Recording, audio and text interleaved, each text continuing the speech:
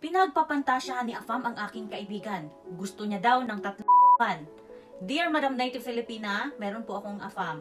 British, 64 years old, and pangalawang beses na po niyang bumisita sa akin ngayon. His plans for our future is nice and I loved it. By the way, Madam, meron po akong trabaho. And he said, I don't need to stop my job this time. So that's why I keep my job. This time, Madam, he is staying with me for 6 months and then go back to London. And after a year later, he will be back and stay with me again. But what bothers me a lot is that he is very kuripot.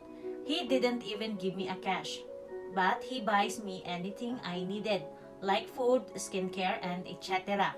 And then, he is starting to buy kitchen things for us, and so that he can cook in a comfortable way.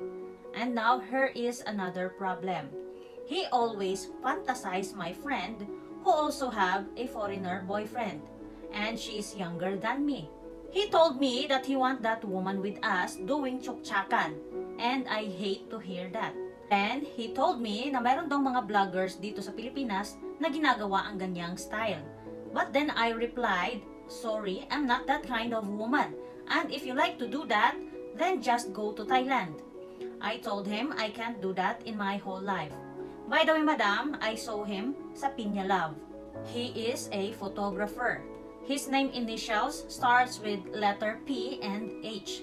You can mention this to your story because maybe marami siyang kachat aside from me. So, maging alerto po tayo. And please advise me about this, Madam Native Filipina. Maraming salamat po. Yan mga madam, meron na namang wanted na Afam dito. Baka kilala nyo, baka nakausap nyo, no? Tandaan nyo yung initials na sinabi ng ating letter sender, no? Nagsta-start down ng letter P and H. Thank you, Madam Letter Sender, for sharing your story. At salamat din sa pagbibigay ng alert sa ating mga kababayang Filipina na nagnanais na makahanap ng Afam. So, huwag kalimutan ha, sa Pinya Love na kilala ni Sender, ang British Afam na ito na 64 years old. So, Madam Letter Sender, kung ano man yung plano niya sa future na nagustuhan mo, ay kalimutan mo na. Walang silbi yun kung may kasamang kababuyan ang gusto niyang sistema. Akalain mo yun, no? Ang tanda-tanda na niya, tapos gusto pa niyang dala-dalawa. Diyos ko naman, nakakadiri, no? Matandang Afam na walang respeto sa'yo at napakalaking sampalian sa pagkababae mo na hindi ka pala sapat sa kanya. So ano yun? Sinuswerte siya? Naman ang mukha niya, ambisyoso siyang kupal siya. Ano siya, hari, na pag gusto ng madaming babae, pwedeng-pwede? Hay nako, kuripot na nga, ibig sabihin nagtitipid dahil walang pera tapos ambisyoso pa. Akala niya siguro lahat ng gusto niya magagawa niya sa Pilipinas. Aba, masyado yatang minamaliit ng Afam na yan ang lahi natin. Kaya madam, itaas mo ang bandira nating mga Filipina. Talagang manindigan kang hindi mababa ang dignidad mo para patulan ang gusto niya. Hindi lang naman siya ang Afam dito sa mundo, marami pang iba. Kaya bakit mo pa siya pagtsatsagaan, di ba? The best thing to do is to get rid of him. Hindi mo siya kailangan. As you said, may trabaho ka naman. Kumayod ka na lang at mabuhay ng stress-free. Huwag magpakaanga sa Afam na ganyan. Walang kwenta. Okay na sana kahit kuripot, at least everything is provided naman.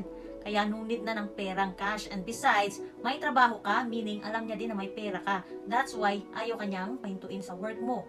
Para hindi na siya magbigay ng cash sa iyo. Madam, sana no, pagka-uwi niya sa bansa niya, i-block mo na at huwag mo nang tatanggapin kapag gusto muling balikan ka. Tama na yung option na binigay mo na pumunta siya ng Thailand at doon siya magpakasawa hanggang siya ay malabutan ng hininga.